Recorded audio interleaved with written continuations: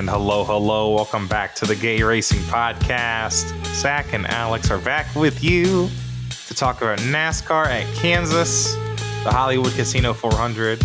Alex was there. I sure was. You saw it in the flesh in person.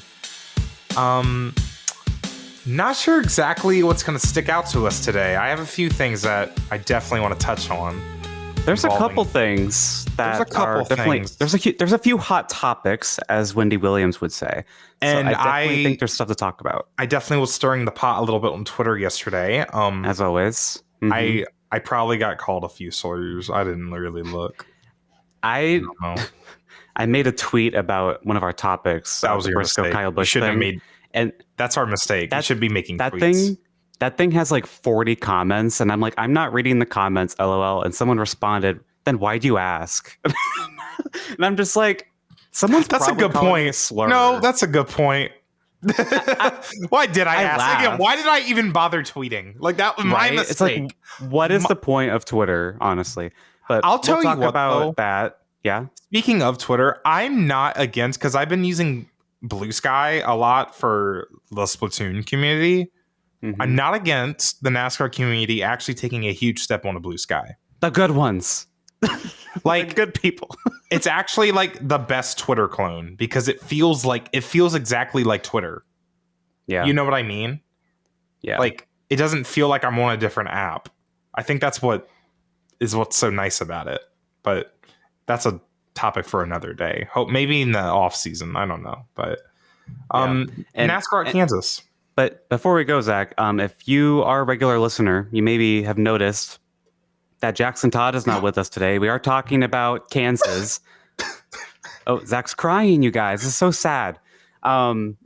Jackson woke up this morning, wasn't feeling too good. He was at the race. I gave him a hug, so if I get sick, this is Jackson Todd's fault. But he woke up not feeling that good, so he's not here.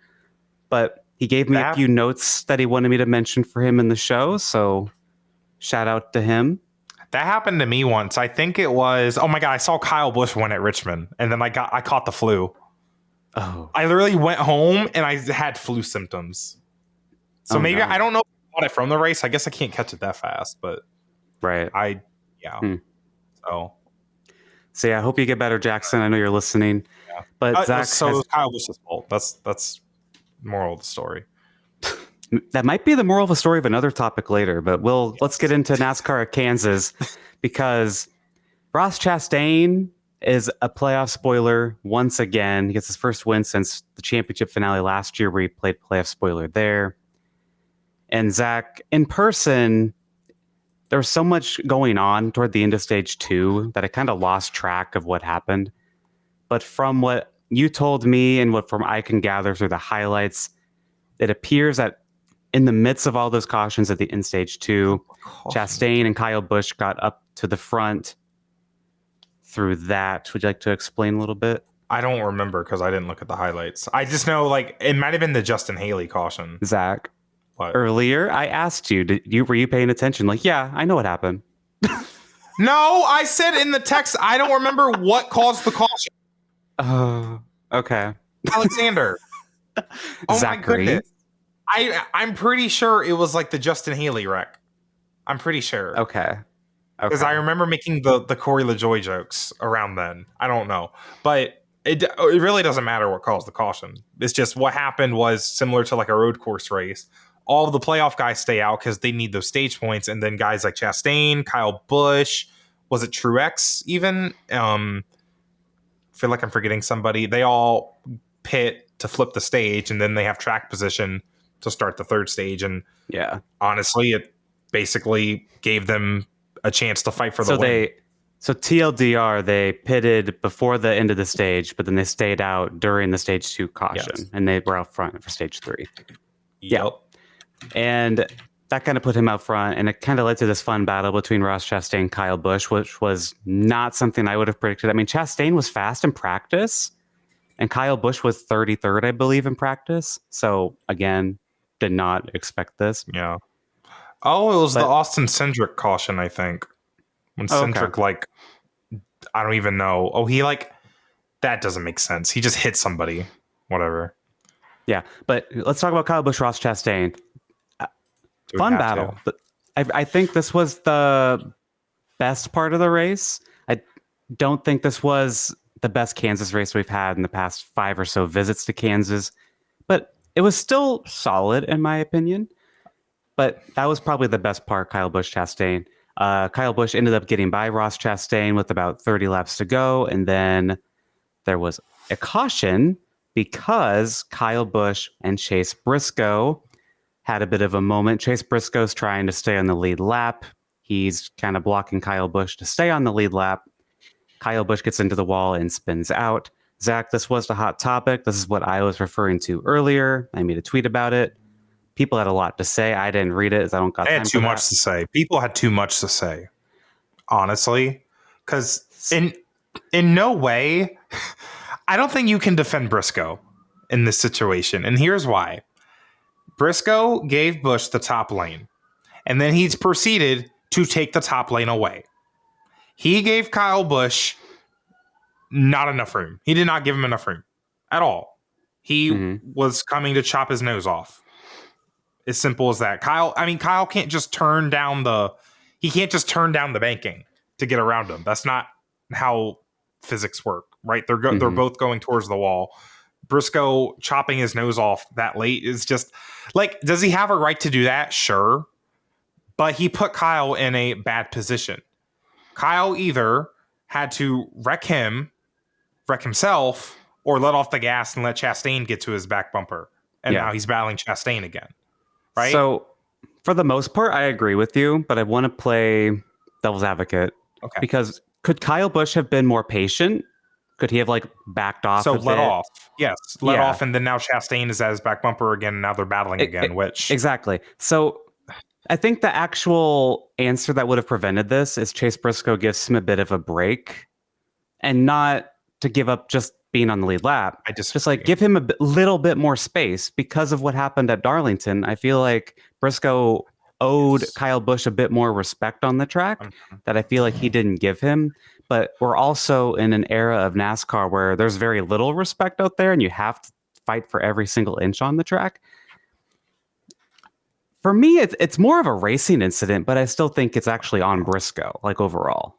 Well, here's my thing with that. So yes, if Briscoe wants to stay on the lead lap, here's what Briscoe should do. Run the top. Take the preferred lane away. Don't give him the preferred lane and then come up on him. That doesn't make sense to me. If you want to hold off Kyle Busch, take the preferred lane away from him. Make Kyle Busch have to work hard on the bottom to pass you. I mean, that's what we saw at Bristol. Same situation. You stay on the top lane. Make the guy work, because the top lane was so dominant yesterday. That's all Briscoe had to do.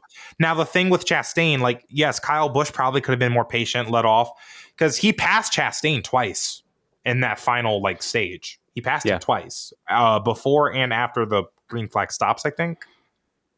Yeah, because there was a moment where somebody slowed Busch up, and then that basically happened, I think. Busch had to then get back by Chastain. Or no, Busch hit the wall. Remember? I just remembered that when Busch hit the wall, then he got back by Chastain. So, but my main point, Briscoe should have just taken the top immediately. Be predictable. If you're a lap car, you can make it hard on the leaders. Don't be unpredictable. Don't put Kyle Busch in a situation where he has to either majorly let off or wreck, because that's what Briscoe did. And people are like, I don't know. I just think you're not going to change my opinion on that. At first I thought he ran him into the wall. That's a little stretching it a little bit. But he left him as little room as he possibly could, if much. Not enough room. He couldn't fit a car through that comfortably, or they were going to wreck. And one of them did wreck. So I don't know. Briscoe put Kyle Busch in a bad spot, and I just don't get that. You put him at a disadvantage, put him on the bottom. Don't put him in a bad spot. I agree. That's just ridiculous. And so, again, I don't. What were you going to say? Well, I was just going to mention, this is not the first time we've seen Briscoe just do something really stupid in a late race situation. Obviously, there were moments where he was fighting for the lead at Bristol Dirt that one year, Indianapolis with Hamlin, the Coke 600 with Larson. I made a tweet referencing those moments. And there's just been other moments with Briscoe where it's just someone on Twitter said this, a dart without feathers. Yeah. He doesn't know how to be aggressive, or he just doesn't know how to be aggressive. He went for an aggressive play to stay on the lead lap, and it was too aggressive. It was just too aggressive. Yeah.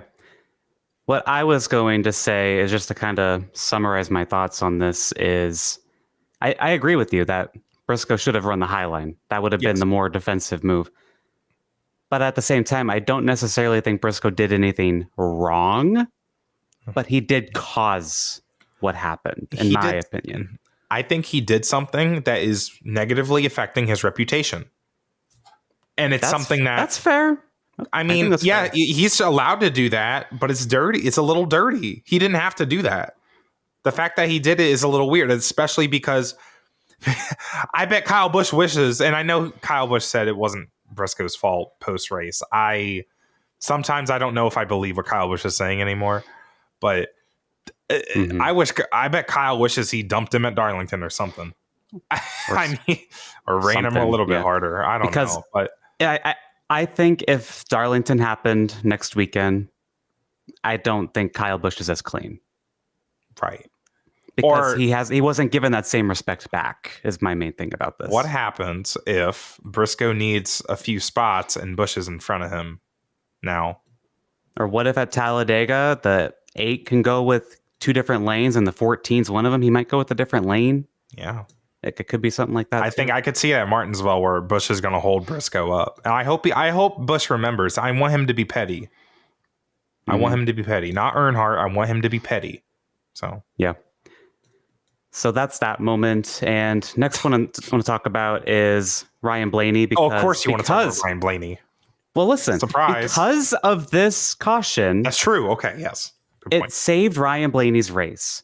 Ryan Blaney had to loose wheel, had to come down pit road, was way off sequence, and was going to be finishing like 30th or something, somewhere where Jimmy Johnson was, because it was going to be slow. Okay. And no, Jimmy was 7 laps down, bro. Jimmy was, sorry to Jimmy, but he's bad. me and I racing. But, I'm just there to hang out. But with Ryan Blaney, the finish 4th after the loose wheel, and then that caution coming out probably just in time. They were probably having to pit really, really soon. They got so lucky. And once again, I've said it so many times now, I should probably stop. It's like, it's not shocking anymore. But Blaney, for him to keep his composure and not hit the wall or something after loose wheel is shocking to me. It really is. Okay. Like, this is how he won the championship a year ago. It's stuff like this. And he got the most stage points of any driver yesterday. I agree with you in terms of like his performances in the first 2 stages. Like, and we'll talk about it in a minute, but Bell just kept hitting the wall, right? Blaney kept his composure in the first few stages, like he just executed. That last bit was a team error. And when we talk about the 12 team in general, they should have brought him back down pit road during that caution instead of letting him take the green. That's what the 11 and 22 teams did. That was a huge mistake that, yes, Blaney, he has no control over that, but that's a huge mistake by the 12 team that definitely they cannot make again, that they haven't been making, as they won the championship last year. Blaney himself, I don't think, I don't know if you need to give Blaney that much credit because he caught a lucky caution. I mean, I'm just saying, compared to a few years ago, I think he would still finish like 20th. Well, even if he got lucky. It is still impressive. I mean, he climbed back to 4th. Mm-hmm. Or did he have, I don't know what his track position looked like, actually, but so he climbed back to 4th. So that is. And really I think he had the best long run car too. So it sucks he didn't win. I think if this race ended on a long run without some of those cautions, I think he probably could have won this race. But at the same time, to still get 4th, despite that issue, it's impressive to me. Mm-hmm. And before we get off the Ryan Blaney topic, I want to shout out one of our listeners, John, former Slave of the Week recipient, got me this body armor, if I can find it, Champion Edition. Shut up. I was like shocked. I was kind of gagged that I got this. Up. That is so cute. Happy. Right? Oh my gosh. Dude, that reminds me, there used to be a Coca-Cola can or something, and it had Kyle Larson on it. I could never find it. Yeah. Oh, damn it. So I was so excited. I have looked for this before, and I'm like, there's no way they make any here, but dude. I have one now. So I'm Slay of the week jealous. to That's John once cool. again, because that's really cool. Wait, so are you gonna That's so drink nice. it? I mean, probably eventually, but Yeah, like, like you could drink it and keep the bottle. yeah, Yeah, like I have an but empty Pop-Tart box with the Hendrick cars on it. So yeah. So pretty cool. that's So my thank you, stance John, on for like that. food-related NASCAR collectibles. That's my stance. Like consume whatever's in it, just preserve the package. Yeah. Something that wasn't preserved, Zach, was Josh Wait, Berry's race. wait. What? Save You're that ruining my body armor. transition. Hold on. I just had an idea. Save that body armor for if either his next win or if he wins the championship this year. You should see if he wins the championship this year and drink it. Drink it after the championship. That would be cool. I like the way you think. And if he doesn't win the championship, then just save it for the next win because I don't know when it expires.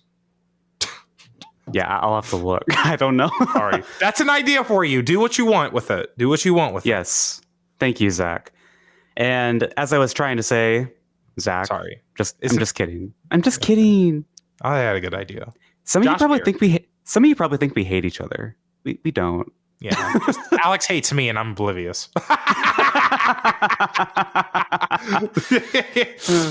Oh my god. Josh Berry was taken out of the race on lap 1. Part of that incident. He couldn't drive his car back to the pits. All the tires were flat. We've seen this issue with this car several times now.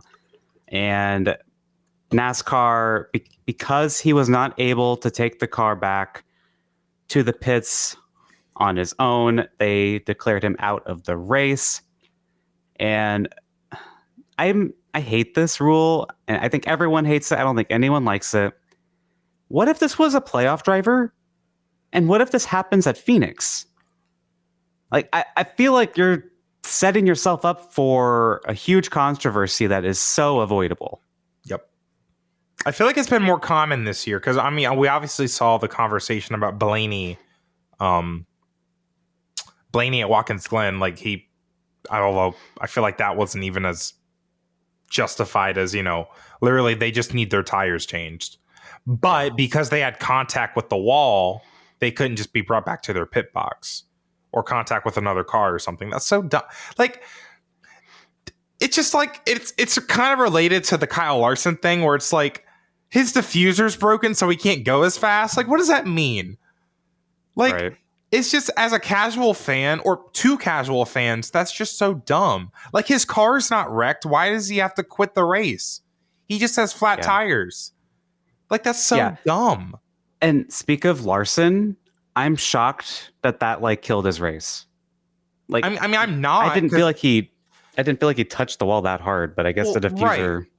Right. Yeah. As someone that kind of understands, like, NASCAR a little bit, it makes sense. If it kills the diffuser and rubs a bunch of stuff off of it, okay, that makes sense because that's where they make a lot of their downforce. But as a casual fan, how are you going to explain that to like your friend who's watching NASCAR for the first time? Like, right. Oh, well, he's slow because his diffuser, and you're going to lose him at the word diffuser because they don't know what that is. Yeah. Like his car doesn't look direct. I would try and find a different word. Like, oh, the contact with the wall like hurt his car. But then they'll be like, why? And it I'll wasn't like, because of the wall, though. It was because of his tire going out at a high speed and then the diffuser's like getting rubbed against the asphalt. That's just whole thing. It's just both of these issues, the Josh Berry thing, it's just like, it's just so dumb that the next gen car is the peak of stock car racing technology, and then the car can't move if it has flat tires. Mm-hmm. Or one flat tire, even. Like, it's just so dumb. Yeah. I think there's pros to this car too. Like, at least now when they tap a wall, their tires don't cut, but I guess if they tap a wall, their diffuser dies. I mean, honestly, we transferred out one thing for another. What did we actually change here? I mean, yeah, I don't know. Has this happened though? This thing with Larson? I'm not saying it's good, but it's just like, this doesn't happen. Like, again, you keep saying hit the wall. That's not what caused the diffuser to get damaged. It's just tire blowing. But still. It was a piece of debris too, so it was like a random thing. Like, yeah. I don't know. Frustrating. It's just dumb. They definitely need to look into changing the procedure or something, because I think you shouldn't be taking a car that's not wrecked and saying it can't race anymore. That's dumb. Right. I don't like that at all. And And they don't Rodney want to set Childers, themselves up for Rodney controversial. Childers put on Twitter that he's been in the sport for 25 years, and that was like one of the worst things he's seen happen. So not great. I'll give that flop of the week. I think that's worthy of that. I feel like that's just unnecessary. But Zach, I want to talk about some highlights of this race. This first one comes from Jackson Todd, our friend.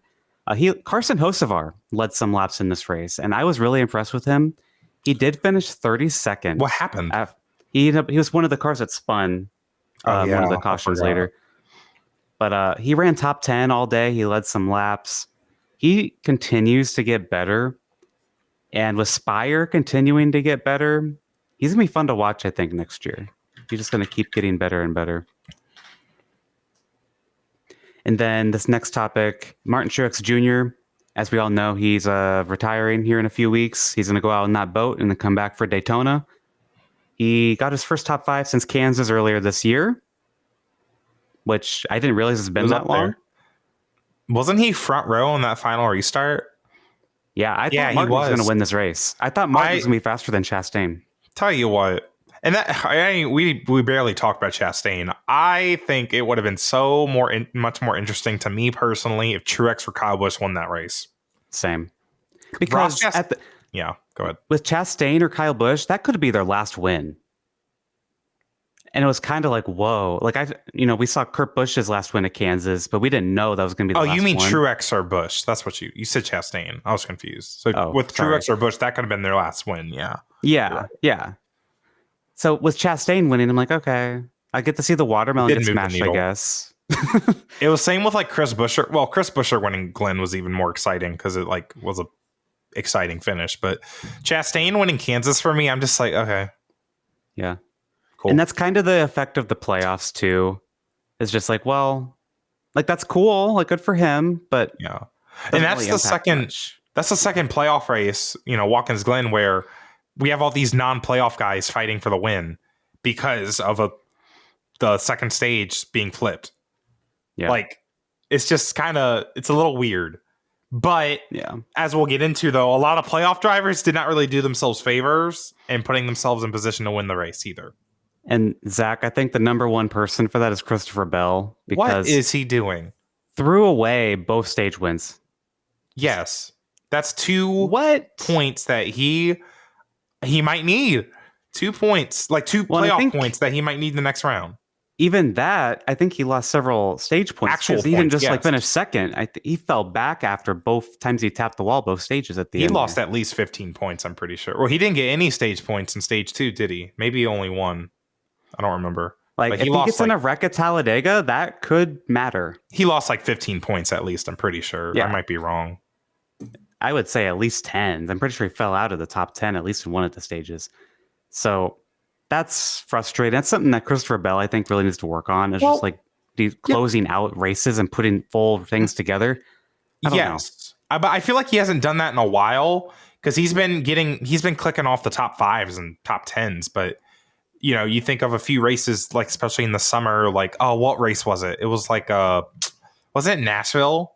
Something happened at Nashville. He dominated that race, and then either something happened. I think didn't he spin? I feel like he spun or something. Maybe everyone crashed in Nashville. Well, yeah. So, but again, this is like another one of those example races. He has the fastest car, and rarely is he winning races that he dominates, and that needs to. He's very close to just pulling it off, but he's kind of like early career Kyle Larson in that sense. True. And to be honest, I think Bell did have the best car. Like I think it was him and Blaney who had the best cars in this race. Bell finished 5th in stage 1, did not get stage points in stage 2 because he just didn't get points in stage 15. 2. You're right with 15 points then, and then the 2 playoff points. That's how did he not get points in stage 2? He fell way back, didn't he? He fell out of the top 10. I know it was like on a restart. I think that's why he lost so many spots. Yeah. Yeah, it was on that restart. So he got passed by everybody. Yep. Okay. And then someone who did benefit from that was Alex Bowman in stage 2 because he did get that stage win. And he is having a really strong playoff run after a lot of doubts about his career. and his career was just put into question. There were rumblings that Justin Haley was going to replace him next year. That's not happening. But Alex Bowman's really, really stepped it up. I don't know if it's in relation to that or the team stepped it up or both, but really impressed with him so far. I think as long as he can stay out of trouble at Talladega, I think he's going to advance again. Yeah. I think he's putting himself in position to win races late in the year. I mean, I don't know. He obviously didn't get through traffic as well as Byron did in stage 3. Mm-hmm. Didn't he have an issue though? Or am I making that up? Maybe not. Not that I know of. I was at the track. You're watching on TV. Lee Diffie would have told you. No, he had like a bad restart or something. Oh, he got like blocked on a restart, I think, and he lost a lot of spots from that. I think that's what really costed him a chance to win. I forgot what happened. Someone either he got blocked or he got loose, or someone got loose in front of him, and he lost a ton of spots. And Zack, someone who lost a ton of spots, not yesterday, but in a year, is 2311. Mm-hmm. What is going on? We talked about this in May as well. Just awful. Tyler Reddick, Bubba Wallace, just complete non-factors, ran in the 20s all day. And now Tyler Reddick is below the playoff cut line here. If we want to pull up the playoff grid here in a second. Yeah, I'm coming. Oh, yeah, Bowman almost got he was in the middle 3 wide. I went to watch the replay. Yeah, Bowman just had a really bad restart. Yeah, but 2311, man, they've lost it at Kansas. Yeah, they've, in general, Reddick has not had a good playoffs, period. Yeah. I mean, he's been slow. Champ. I mean, he's been slow. At Bristol, they got stage points and forfeited any chance of actually running good. And something that you said, you texted me during the race, that what if 2311 kind of just stayed course regular season and other people were experimenting, and that's why 2311, specifically Tyler Reddick, looked really strong toward the end there. I wonder if there's something to that. Also, though, I mean, we're seeing the 11 team kind of off their game a little bit still. They were fast yesterday. But what I'm saying is, I think this playoff schedule this year, it's so hard to actually be in a rhythm. Because look at the schedule. They had a super speedway, a road course. Both of those were pretty chaotic races, somewhat. At least Watkins Glen was, and then Bristol, which is just such a unique track. It was so hard to pass, which the teams, and then there were some teams that didn't even know what to set up for, like tire wear or not. And then Kansas here, where the stage got flipped, and then again, performances were just off, for the 45 team. It's just I said this in a tweet earlier. I don't know how I can be in these playoffs and feel good about myself, because it's just been such a wild few weeks of all these different tracks. And now we're going to Talladega. How are we supposed to get back on track? We're going to Talladega, and then we're going to the Charlotte Roval. By the way, brand new layout. I can't even blame these teams for being off their game, because there is no game. This is so brand new. These playoffs specifically are just so brand new. Just the way just the ebb and flow of it, because that's what the playoffs are all about. The last few weeks, how you're performing right now, and I had a little bit of a theory. Is it just did that 45 team just not experiment enough during the summer? But I'm gay. I don't know what exactly that could mean in terms of setups or whatever. But yeah, they definitely got to do better. We know they can do better. They have done better, especially at Kansas. That's so weird. They've won this race a year ago. I mean, he's the regular season champion. You have no reason to be below the cut line after the first race of a round. That's embarrassing. Yep. Yeah.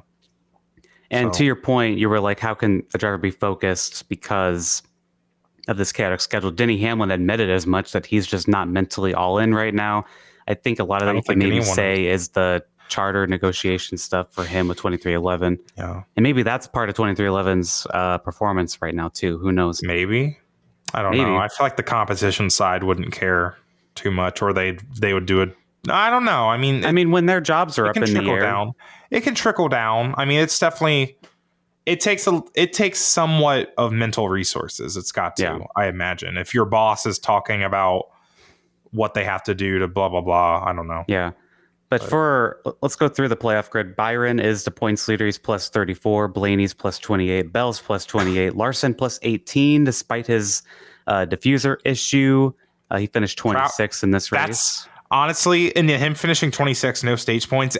Larson is so lucky that other drivers had horrible Very luck, lucky. or just poor performances, like mostly Reddick and stuff. Like, he's so lucky that he's going into Zega 4 points or in fourth. Like, in fourth. That's awesome. Plus 18. That's pretty good spot. And he's infamously had bad luck at Talladega. Yeah. Denny Hamlin's plus 11, Bowman plus 8, Elliott plus 4, who Elliott, by the way, started last at Kansas, qualified last, and they planned to do an engine change. They did an engine change. Plus 4, I feel like you got 2 stage points. Not too safe there. And Joey Logano led a couple laps as well. He's plus 4. He then, lost, as we said, Logano lost a lot of track position because he had a loose wheel problem. Yeah. He was running up front before that. Hamlin had the loose wheel as well. Yeah. Then the 4 currently out are Reddick, Suarez, Briscoe, Cindric. Reddick's only minus 4. Suarez minus 14. Suarez was awful, by the way. Oh my God. Race. But I believe he came back to like a okay finish, but he finished like really slow. Yeah, he finished 13th. What a recovery. How did he do that? That's impressive. I don't know. I remember looking at the pylon after I seen the 99 up there, because the pylon at Kansas only shows the top 15. I remember seeing the 99 up there. I'm like, whoa. Yeah, I don't know how he managed to do that. That is actually kind of impressive. Wow. Yeah. Briscoe's Corey LaJoie finished 15th. What happened? Wait a minute. How did Corey LaJoie finish 15th? Something's fishy. I don't really care. Briscoe's minus 25 and Cindric is minus 29. Poor Austin Cindric, by the way. He was running at top 10 for quite a while, and then he got spun. I feel like he's going to have a really, really good Talladega and Charlotte, a bunch of stage points to have a shot at this still. I think he's fine, because wasn't Chase Briscoe kind of in this situation after Atlanta? I don't know if it was this bad. It wasn't this bad, yeah. I think Cindric, I mean, he could farm Talladega. He did that at Atlanta. Yeah. So I don't feel too bad about his position, to be honest. I mean, if he sweeps the stages, for example, that only put him at minus 9. Yeah. You know? True. I mean, that's before other people get their stage points too, but still. True. And yeah, I think that's all we got. I feel like going into Talladega, it's anyone's game still. I feel like there's not really a championship favorite at this point. I'll tell you I don't know. At lap 300 at Phoenix who the championship favorite is. Yeah. That's when we'll have it. But then we'll have an overtime restart. This is the year we're going to have overtime at the championship race. This is the year it's going to happen. Probably. But that's a conversation for overtime. A month and a month from now. But yeah, are we done with the play? Oh, wait. I feel like Byron. Can we talk about Byron for a minute? Sure. I should have mentioned this earlier with Chastain. Oh my God, he sucks. Like, he finished second, Zach, and he got the most points yesterday. Why does he suck? Honey, he should have won that damn race. He was so much faster than Chastain. I don't know why. I'm sorry. I got an armchair race car driver here. Why is he just running in his dirty air? I get that the top is the fastest lane. Go down a little bit. He was barely moving down to get clean air on his nose. Yeah. What are you doing, William? Try to get the win. I get it. You want to be conservative, maybe get this nice second place finish. Dude, you can win. I just feel like he was driving that last run horribly. He was not trying the middle lane or the bottom enough. Like, you're not going to pass him by following in his tire tracks. He was stuck in this 0.4, half a second just bubble. He could not get closer because he was just following behind him. It was irritating me. I don't know if you saw that at the track, but like, I don't know. It was getting on my nerves. I just want to say that. Like, Byron it's like he didn't want to win. I'm adding that to the doesn't actually know how to race allegations. Raced on a computer, races like a computer. And I don't know if I saw what you saw at the track, but I will say I think the 24 was a lot faster than the one yesterday. He should have passed him. So I feel like I was surprised that he wasn't able to get closer. Kyle Busch so maybe passed what you're saying, Chastain. there's something to it. Yeah. Like you're a Hendrick Motorsports car. He just wasn't. I feel like he just wasn't trying different lanes enough. Like it was getting on my. Oh my god! I just can't believe he didn't win that race because he should have. And it's just disappointing because I mean he's very overdue for a win. Like put himself back in conversation. And we didn't talk about him today until I brought him up. We didn't talk about him at all. And he finished second and had scored the most points of anyone. And he should have won the damn race. Yeah. It's disappointing that he didn't. He needs to. They need to be shooting higher. I'm gonna be critical of that. So that was my Kyle Petty moment. And one more thing on the race, and then we'll move on to the T. I did find it interesting that like barely anyone in the stands was leaving when Chastain was celebrating. He did like this lap around the grandstands, like putting his fist in the air, just like going woo, and he was like, very happy. The whole crowd was cheering. Pretty cool moment. People like Chastain. Like Twitter people hate Chastain, but I think actual people like Chastain. Reality likes Ross Chastain. Yeah. But no one was like leaving. I'm like, why are people not leaving? But then I realized, oh yeah, he smashes the melon. Once the melon went down, everyone started leaving. Once the melon went down. That might be a title. Once the melon went down. When the melon hits the floor. Yeah, we got to think about that. When the melon hits the floor. Or the race isn't over until the melon hits the floor. That is so stupid. Okay. Oh my god.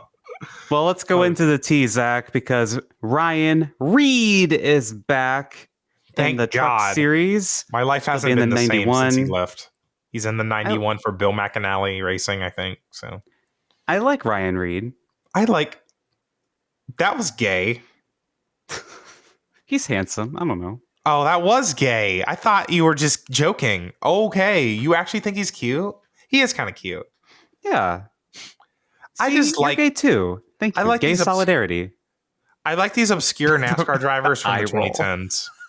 Like, what's another obscure NASCAR driver from the 2010s that needs to come back? Besides Matt Tiff. Matt Tiff is busy getting kicked in the face. Yeah, true. Like I'm sure I could think of one if you gave me enough time, but I didn't study, so I don't know. Where's James Busher? Oh, he's selling real estate, ain't he? Yeah. James Busher was so fun to watch in trucks. Yeah. Didn't remember Ryan Reed made that one cup start at Talladega in the 99? In the 99. Oh, that was hot. That was cool. That was hot. That was a cool car. That was a cool paint scheme. Where's Brian Scott? I don't know if I want to know where Brian Scott's at, to be honest. I don't care. You don't? I'd like to see him. Okay. Put him in a car. But yeah, that's pretty cool. Ryan Reed's back. Yeah. Hopefully he has a good run. He might win. You never know. Anyone can win that truck race. Spencer Boyd won it once. Anyone can win that truck race. Didn't Tate Fogelman? Tate Fogelman won this damn race. Literally, dude, put me in a truck. I'm gonna win this. Let's do it. I'll be your spotter. Let's do it. God, that's oh my god, the truck race this weekend. That's like that's in their round of 8. Yeah. Like it's so dumb. Like, oh my god, I do not want to be in that truck race. They just no. I would literally ride in the back the entire day, like because they're gonna wreck so much stuff. Anyway, well, IndyCar fans, buckle up because we're about to talk about you. Because IndyCar, they're in their off season, but they can't stop making news because it's this year, 2024. IndyCar is going back to Texas. Zach, initial thoughts on that? Thank God. They should have never left Texas.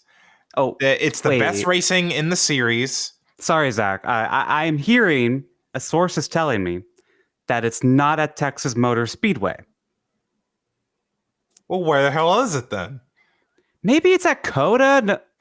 COTA's a good world-class F1 facility that IndyCar should be racing at. There's plenty of room for IndyCars to have passing and race. Sorry, Zach. It's not at COTA either. So it's not at Texas. It's not at COTA. Texas World Speedway? Are they bringing that back? I don't get this. Ooh. IndyCar will be doing a street race in Dallas, Texas. No, sorry. In Arlington, Texas. Girl, the only thing in Arlington... what is in Arlington, Texas? They're going to be doing a street race around the Dallas Cowboys Stadium So it's not in 2026. I mean, the Dallas Cowboys aren't in Dallas? It's like a suburb. It's a suburb. Okay. Yeah, So it is Dallas. It's just pretty much. Texas is already confusing. Why? Because Mark Miles wanted to. Who I'm looking for who actually wanted this? No one in the fan base wanted this. This is more I didn't want expensive and a worse racing product than just going to Texas Motor Speedway. Didn't people show up to Texas? People showed up to Texas, I'm pretty sure. I mean, the last one, I would say people showed up. Jesus Christ. What are we doing? More than they were in the past decade. Yeah. So this thing really frustrates me. This pisses me off. I'm sorry. This is stupid. This makes me not want to watch IndyCar outside of the Indy 500, and I'm not kidding. I'm not kidding at all. I do want to say David Land put out a great video breaking down everything about this, the positives, the negatives, just all the background details about it, right? So check his video out about it. I think it came out today, or yeah. Okay. Yep. I saw it in my YouTube. I didn't. So the thing that I learned from that, the big thing, is that NTT, the entitlement sponsor of the IndyCar series, is based in Texas. Oh Jesus. And so there's that, right? IndyCar hasn't been in Texas. Now they're going to go back, and it's going to be in a bigger area. You're bringing the product to the fans. And we've talked about that before, right? With like Iowa Speedway and everything, but they're doing a street race. But the problem is that Texas Motor Speedway is right there. But if you don't want to go back to Texas, right, for whatever reason, and remember, Texas was not knocked off the schedule for any other reason, but NASCAR wanted that spring date. And they couldn't figure out how to have another race 2 weekends away or something. Texas Motor Speedway wanted to keep IndyCar, but Penske Entertainment did not try and work with them to change their date around somewhere else. That's on Penske Entertainment. Idiotic. Yes, idiotic. I agree. So my question is, if you wanted to do a road course race in Texas, why not do it in COTA, where your new TV partner, Fox Sports, covers the NASCAR race at COTA? Why not bring back the IndyCar NASCAR doubleheader weekend, do it at COTA, which is a track that is neither biased to NASCAR or IndyCar because it's an F1 track. Do it there on Fox. Both are on Fox. Like, make IndyCar be like Sunday at noon, and then the Cup race right after. Have IndyCar be the lead-in, and do Indy Next and Xfinity on the Saturday. Like, I feel like that would make so much sense. People would be happy about it. I feel like you'd be guaranteed to get more people to the IndyCar race, no matter what they did. It is like 3 hours away from the Dallas area, if that's the area they're targeting. Where is NTT based? Because I keep thinking about that. Plano, Texas. Where? That's what. Texas is big, so I couldn't tell you. But Zach, my thing with COTA, if you're trying to attract young people, if you're in Texas, a lot of the young people are in Austin, and that's where COTA's at. Jesus, what the? Zach's still looking up where Plano, Texas. Well, NTT's actual global headquarters is in Tokyo, and I'm like, what, girl? Well, they're U.S. We definitely ain't racing there. Oh my god! But I'm already over looking at this. I don't care. So, in my opinion, this is stupid. Don't like it. It's probably going to happen for like 3 years, and then it's going to die. Maybe it'll. And then we'll end up. Wait. We'll end up back at Texas Motor Speedway. It's the Music City GP strategy of getting back to the oval. Yeah. Okay, let them cook. I'll let them cook. All right. The reverse psychology of it all. This is how we can still win. This is how we still win, you guys. God. So there's that. Makes the heart grow fonder. Texas Zach, my COTA idea. Do you like my COTA idea? I don't. I mean, I would love IndyCar at Coda.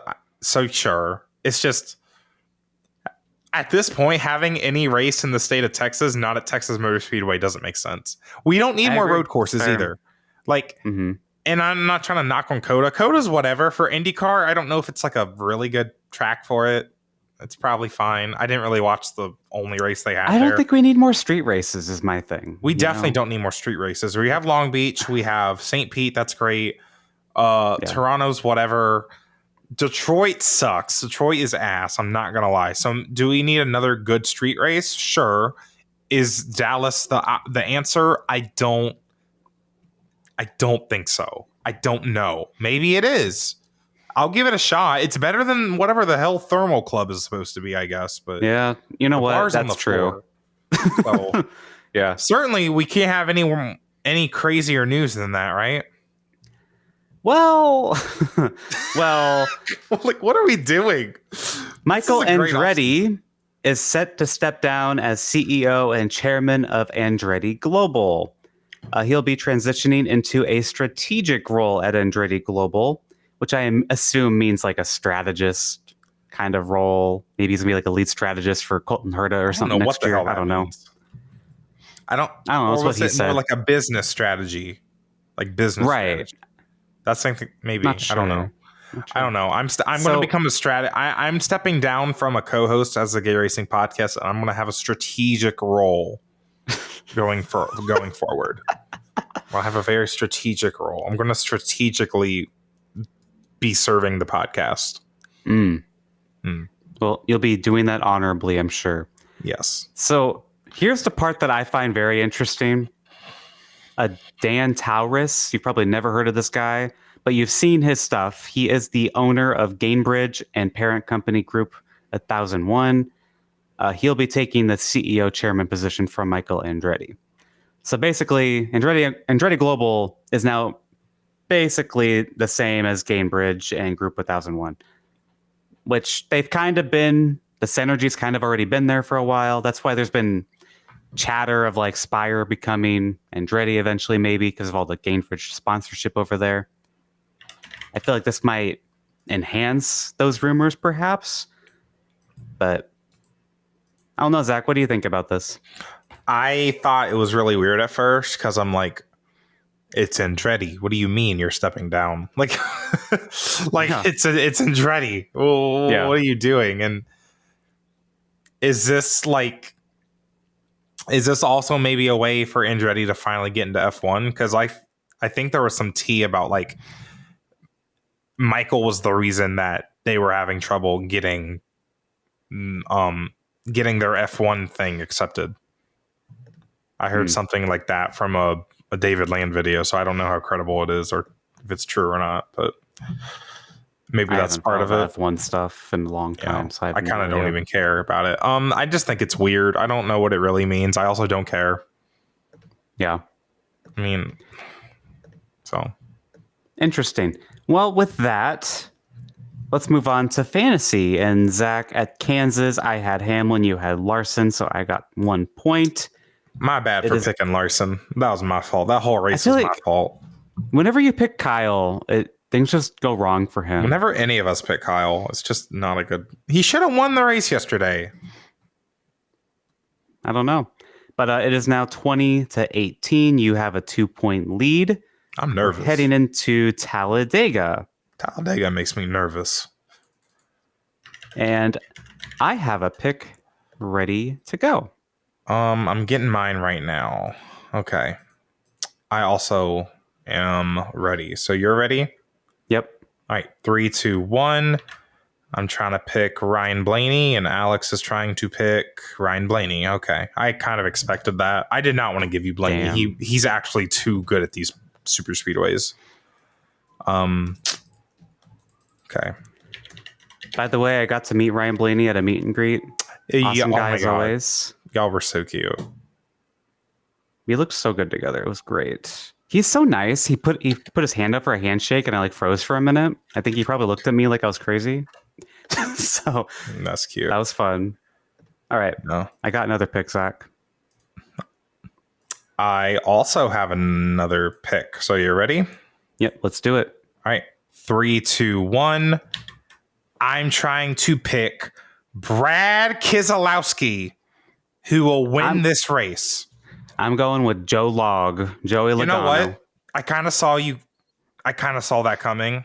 I'm done picking Brad. I'm done picking Brad at Daytona, Talladega, Atlanta. I'm done. I'm not, because guess what? Brad is unburdened by the playoffs. He's unburdened by what has been. I think Brad's going to actually finally win because it won't matter. It's not breaking a winless streak. It's not for the playoffs. He's just going to win now. He's going to be loose. He's going to be playing loose. My thing with Logano and the Penske cars, they might be playing a little scared. They might be a little bit more conservative. So I'm going aggressive. I think Brad can win this. I think he's finally going to win it. Okay. Because he's unburdened by the playoffs. I would love a Joey versus Brad battle to win this. Oh, I want them to fight eventually. The entire field's going to wreck if that happens. Yeah.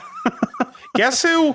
Okay. Can I go through my list? So, yes. I saw you kind of picking Logano. Logano is my next guy. I thought about swapping them. Mm-hmm. Who would you have picked if I took Logano? Just curious. My next pick was Michael McDowell. Oh, he was on there. He was the guy I said earlier. I was okay. I hope you make me pick McDowell. I hope you make me pick. I want to pick Michael McDowell one of these days, just for the fun. That'd be so fun. It's so whimsical to pick Michael McDowell. Yeah, it's just like you're kind of going left field, but it's believable. Yeah, it's very believable. Yeah. Oh my god! And I also had Austin Cindric on here just because I think Penske's going to run house this weekend. So I had 5 Fords on here. After McDowell, I would have went with Cindric. Yep. Yeah, I think it's gonna be a Ford. It's very typical. By the way, how many wins at Talladega does Brad have? It's like a ridiculous amount. He has quite a few, and he's won here like in the fall a lot. I feel like maybe no. He has some. He has a lot of spring wins too. I think about his 2014 I believe, Talladega race a lot. That was just like the whole NASCAR world is against him. That was 10 years ago. He went out there. That was 10 years ago, 10-year anniversary. He's winning. It's Brad's week. If I can predict 2 super speedway wins in a row, that would be amazing. Specifically for Brad, that'd be your second Brad super speedway win too. Wait, girl. Bubba's going to win. The 21 car won Daytona, the 22 car won Atlanta. It's the 23 car now. Oh. Wait, and Byron won Daytona in the 24. What does that mean? Wait, who won the other super speedway races? 45. Okay, the numerology stops. 99. Okay. Well, Byron will just win Daytona next year if that happens. I'm being stupid.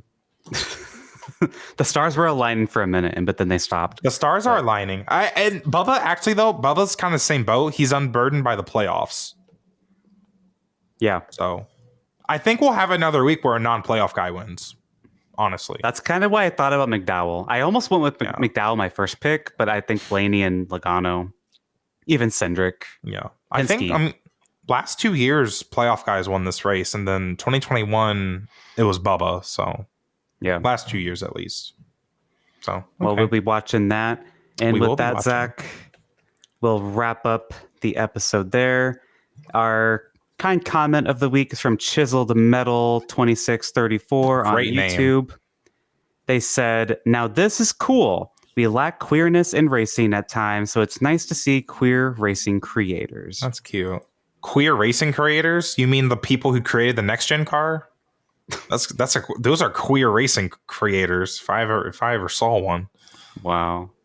They are. They're gay. That car is so gay. You mean it makes all of its downforce in the back? That's kind of gay. That is kind of gay. That is gay.